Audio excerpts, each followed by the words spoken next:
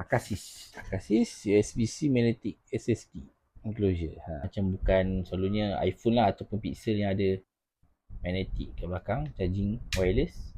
Boleh pakai ring ni dekat-dekat kita punya casing ataupun phone lah. Okay, ini kita punya hub.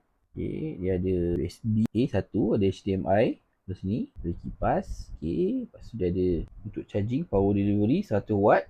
Okay, ini hose ni nak cucuk kepada kita punya phone lah ataupun PC atau laptop. Okay, tu dia punya LED indicator, kira SSD, lampu. Okay, belah sini kita ada SD card, micro SD dan juga USB-C. Color orange comel-comel, nampak macam kecil je, macam power bank.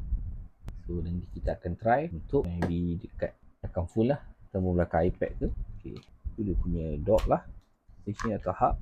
Ni kita nak tengok. Okay, ni kabel yang dia bagi. Okay, dia ada bagi kabel USB-C ke USB-C. Okay, untuk cocok